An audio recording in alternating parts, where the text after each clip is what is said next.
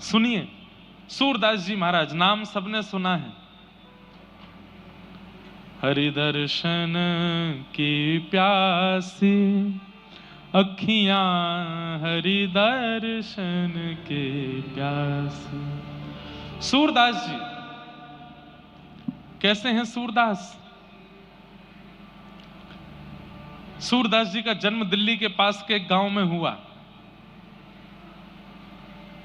जन्म से ही आप नेत्रविहीन थे, नेत्र नहीं थे आपको। लेकिन बंधुओं, कई लोगों का अवतरण पृथ्वी पर हमारा कल्याण करने के लिए होता है। वो भगवत प्राप्ति करने के लिए नहीं आते, वो अपने जीवन से, अपने जन्म से हमको भगवत प्राप्ति करा देते हैं। सब लोग बिल्कुल सावधानी से बैठो, इधर देखो, सावधानी से सुनो। कई लोगों का जन्म अपने जीवन से हमें भगवत अनुभव कराने के लिए होता है। वो भगवत दर्शन करने के लिए नहीं आए, पर अपने क्रिया से हमको ठाकुर जी का दर्शन करा जाते हैं। उनमें से एक हैं श्री सूरदास जी। स्वयं नहीं देख पाए ठाकुर जी को, पर कितनों को दिखा दिया। और अभी आप अगर 10 मिनट ध्यान से सुनेंगे तो सूरदास जी के प्रसंग से आपको ठाकुर जी का दर्शन हो जाएगा।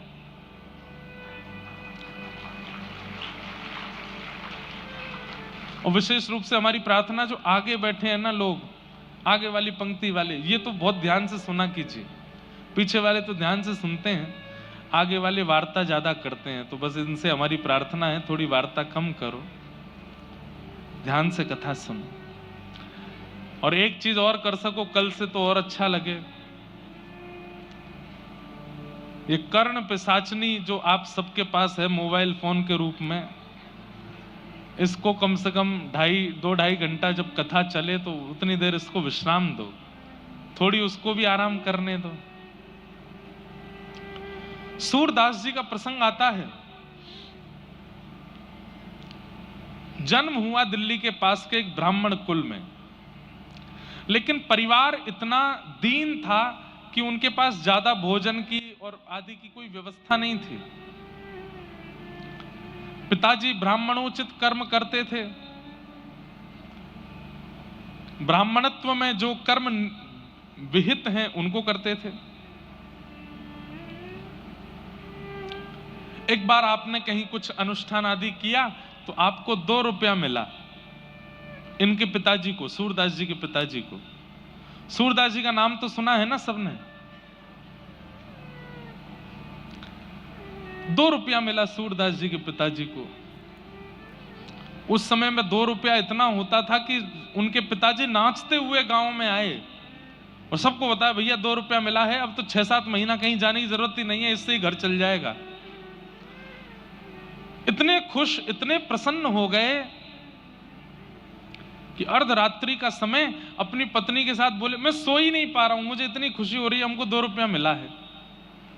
देवी, इसको बढ़िया से कपड़े में मलमल के कपड़े में बांध करके एक जगह पर रख दो, सुबह उठ करके फिर इससे सामग्री लेके आएंगे, ऐसा करेंगे वैसा करेंगे। इतने एक्साइटेड हो गए कि रात भर सो ही नहीं पाए सूरदास जी के पिताजी।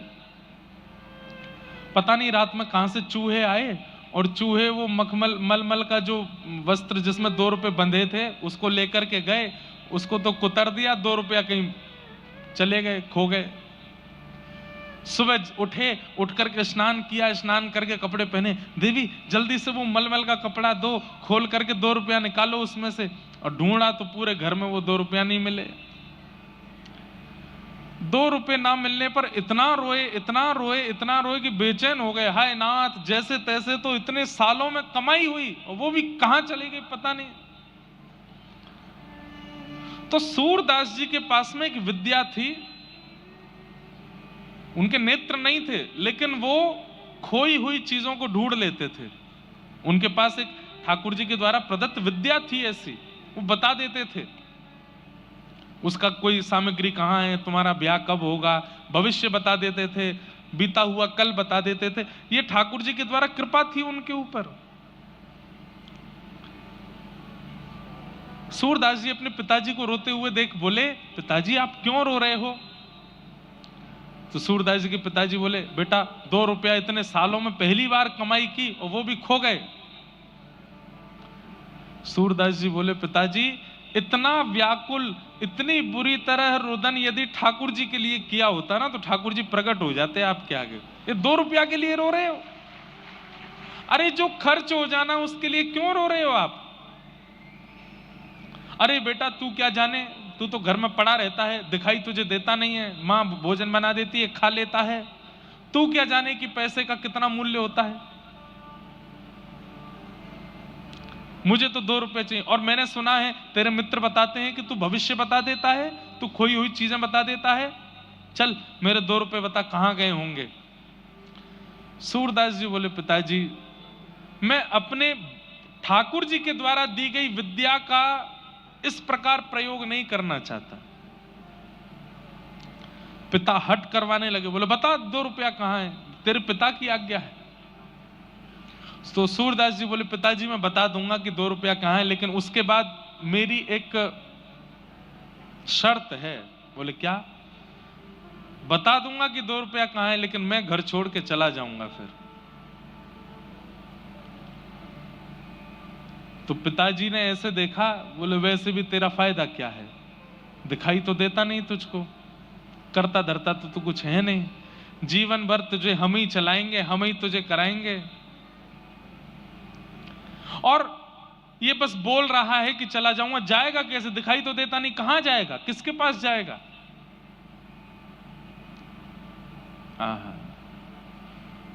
सूरदास जी के अंदर बचपन से ही, कई बच्चों में भी आप लोग देखेंगे कि उनके घर में सिखानी नहीं पड़ी है, पर पता नहीं कहां से उन बालकों में भक्ति आ जाती है। ये उनके पूर्व जन्म के संस्कार हैं। सूरदास जी पूर्व जन्म के श्री उद्धव जी महाराज हैं, इसलिए उनके अंदर भक्ति बाल्यकाल से ही है।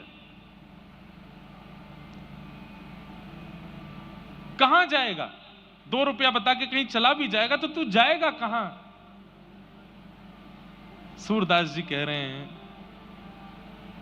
नाथ तू अनाथ को अनाथ कौन मोसो, मो समान आरत नहीं, आरत हर तो सो। अरे पिताजी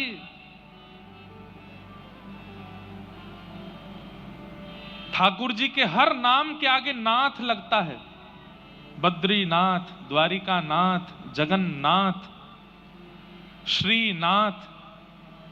नाथ का मतलब क्या है? जो अनाथों का स्वामी है। अगर मैं घर से चला जाऊंगा तो मेरा स्वामी मेरी रक्षा करेगा। पिताजी बोले, अब तू चलिए बड़ी बड़ी बातें, मुझे ज्ञान मत दे ज्यादा, जल्दी बता 2 रुपया कहां है। बोले, पिताजी मैं सच बोल रहा हूं कि मैं बता तो दूंगा, लेकिन मैं घर छोड़ के चला जाऊंगा। अब तू जल्दी बता। उस समय तो 2 रुपया दिख रहा था। सूरदास जी ने बता दिया। बोले, रसोई घर जहां मैया भोजन बनाती है, वहां भोजन बनाने वाली जो सब्जियां काट करके जो नाली से बहाई जाती हैं, वहां रात्रि चूहों ने 2 रुपया फेंक दिए हैं, ढूंढ लीजिए मिल जाएंगे। पिताजी गए, जाकर के उस नाली को साफ करके ढूंढने लगे तो वहां दोनों 2 रुपया मिल गए। 2 रुपया लेकर के पत्नी, अरे देखो देखो देखो, मिल गए मिल गए मिल गए, अब तो 6 महीना का राशन आ जाएगा, 6 महीना घर में खूब सुख रहेगा, बढ़िया रहेगा। तभी सूरदास जी अपनी लाठी लिए चल दिए, जाने लगे। पिताजी बोले, अरे सूरदास ठीक है, मैं मानता हूं कि तुझे बुरा लगा होगा, लेकिन ऐसे छोड़ के नहीं जाना चाहिए। बोले, नहीं पिताजी, मैं वचन का पक्का हूं।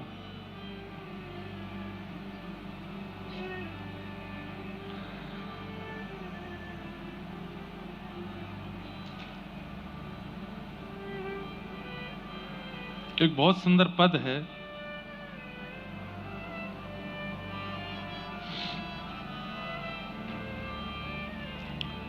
नेत्रहीन है तू, कहां जाएगा?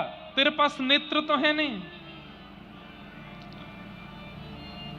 सूरदास जी कह रहे हैं, मैं नेत्रहीन हूं। पिताजी आप नेत्र वाले हो। बहुत ध्यान से सुनिए, कितनी अच्छी बात है। सूरदास जी कह रहे हैं कि पिताजी आपको नेत्र दिए ठाकुर जी ने, ताकि गड्ढा आए तो आप संभल के चलो, ताकि ऊंचाई आए तो आप लांघ के चलो, चाहे मोड़ आवे तो आप मुड़ के चलो, सामने पहाड़ आ जाए तो झुक के चलो, पर मुझे नेत्र नहीं दिए ठाकुर जी ने। क्यों? क्योंकि मेरे नेत्र स्वयं श्री ठाकुर जी हैं, मेरी उंगली पकड़ के वही चलते हैं। आपको तो गड्ढे से स्वयं बचना पड़ता है, पर मुझे ठाकुर जी बचाते हैं। मेरे नेत्र तो श्याम सुंदर हैं। सूरदास जी गा रहे हैं आशा भरी। नैनहीन तुम नैना हे हरि, मैं नैनहीन तुम नैना हे हरि, नैनहीन तुम नैना हे हरि, नैनहीन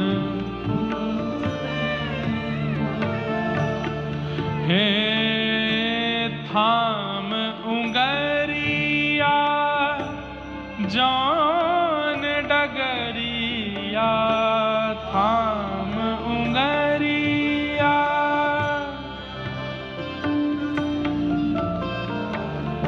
थाम उंगरिया जान डगरिया, थाम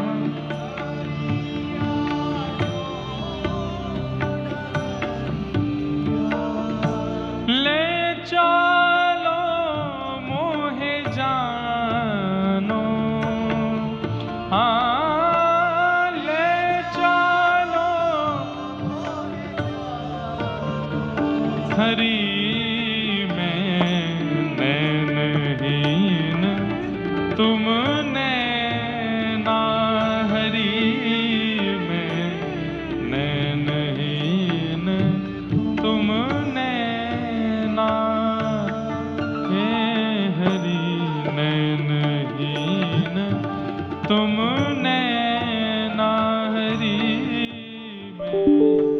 में, नैनहीन तुम नैना हरि में, नैनहीन तुम नैना हरि में, नैनहीन।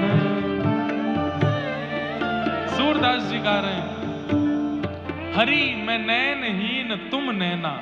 मेरे नेत्र नहीं है, क्योंकि मेरे नेत्र आप ही हो। थाम उंगरिया, मेरी उंगली आप पकड़िए, मैं आपकी उंगली नहीं पकड़ूंगा। सूरदास जी की भक्ति की प्रणाली का अलग है। हम सब कहते हैं कि हम ठाकुर जी आपकी उंगली पकड़ रहे हैं, आप जहां ले चलोगे जाएंगे। सूरदास जी कह रहे हैं मैं नहीं पकड़ूंगा, आप मेरी उंगली पकड़ो और जहां ले चलोगे वहां जाऊंगा। थाम उंगरिया जान डगरिया, थाम उंगरिया जान ले चलो मोहे जानो, हाँ ले चलो मोहे जानो, हरि में नैनहीन तुम नैना, हरि में नैनहीन। निकल गए घर से, पिताजी बुलाते रहे लेकिन लौट करके नहीं आए। सूरदास जी 7-8 वर्ष की आयु है, छोटी सी अवस्था में निकल गए। एक गांव में जाकर के बैठ गए। वहां गांव में बहुत भूख लगी थी, प्यास लगी थी, तो किसी से मांग नहीं रहे थे। तभी एक गौशाला वाला व्यक्ति था, उसकी खूब सारी गैया थी। वो बड़ा बेचैन रोता हुआ उस मार्ग से जा रहा था। सूरदास जी वहीं बैठे थे। अरे मेरी गैया कहाँ चली गई, मेरी गैया किसी ने चुरा ली, रोता हुआ जा रहा था। सूरदास जी ने, उनको पता तो चल ही जाता था, उन्होंने तुरंत उस व्यक्ति से कहा सुनो, पास का एक और गौशाला वाला व्यक्ति है, चरवाहा है, वो तुम्हारी गैया लेकर के उस सरोवर के पास है, जाओ ले आओ। वो व्यक्ति गया, वहां जाकर के देखा तो गैया मिल गई सारी, अपने गैया घेर करके ले आया। उसने सूरदास जी के चरण पकड़े, बोले भैया आप छोटे से बालक हो, आपको कैसे पता कि मेरी गैया वहां थी और मैं आपके नेत्र देख पा रहा हूं, आपको दिखाई नहीं देता? बोले मैं नैनहीन हूं, मेरे नेत्र ठाकुर जी हैं, वही देखते हैं। बोले मैं क्या सेवा करूं? बोले सेवा कुछ मत करो, 4-5 दिन हो गए घर छोड़ के निकल गए, कुछ खाया पिया नहीं है, थोड़ा हमको दूध पिला दो। उसने कहा महाराज जी दूध नहीं पिलाऊंगा, मैं तो एक गैया आपको दान कर रहा हूं। बोले गैया का हम क्या करेंगे, हम पे आंख तो है नहीं, कैसे चराएंगे? बोले मैं एक ग्वारिया भी दे दूंगा, वही चराएगा, वही दूध निकाल के आपको पिलाएगा। सूरदास जी बोले बढ़िया है, दूध पिएंगे, भजन करेंगे ठाकुर जी का। लेकिन उस व्यक्ति ने पूरे गांव में हल्ला मचा दिया कि ये बालक भविष्य देखना जानता है, खोई हुई चीजें ढूंढ के बता देता है। अब तो महाराज वहां इतनी भीड़ लगने लगी, कोई बोला मेरा बेटा खो गया, उसको बता दो कहाँ है, सूरदास जी बता देते वहां है। कोई बोलता मेरी बेटा का ब्याह कब होगा बता दो, तो बता देते। मेरी बेटी का किस दिशा में ब्याह होगा, सूरदास जी बता देते दक्षिण दिशा में उस फलाने नाम के नगर में एक सेठ है, उनके बेटे से ब्याह होगा।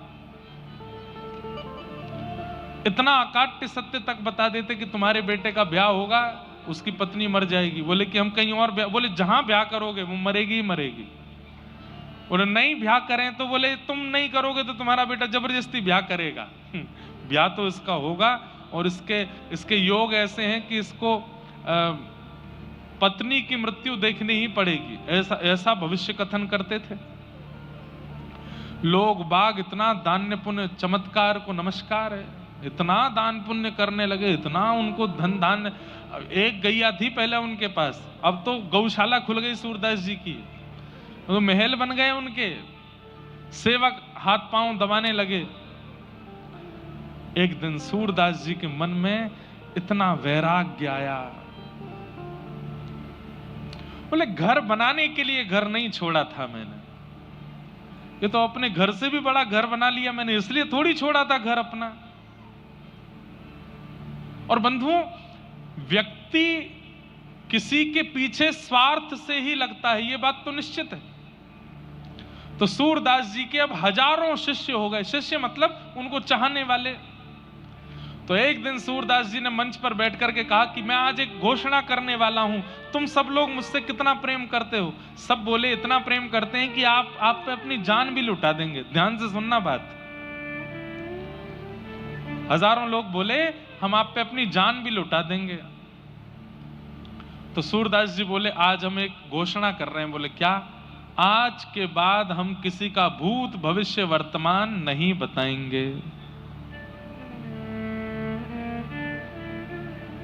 आधे लोग तो उसी समय अपना आसन उठा लिए, बोले अब बाबा जी हमारे काम के नहीं है, ये भविष्य ही नहीं बताएंगे, भूत ही नहीं बताएंगे, वर्तमान ही नहीं बताएंगे, तो फिर इनके संग रह के करना क्या है?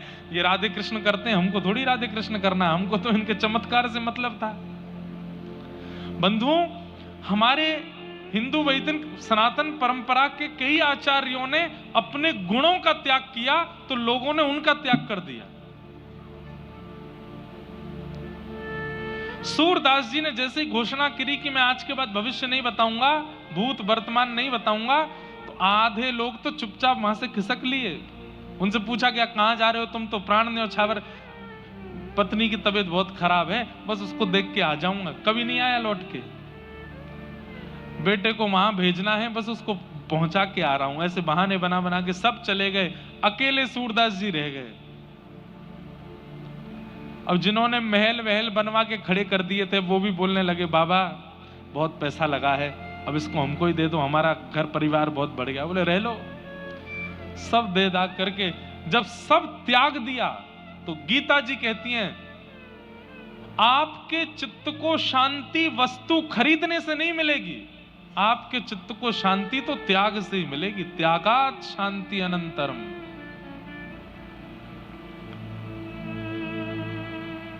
जितने लोगों को जोड़ते चलोगे, जितने संबंध बनाते चलोगे, जितनी व्यवस्थाएं जीवन में लाते चलोगे, उतने ही ज्यादा अशांत हो जाओगे आप।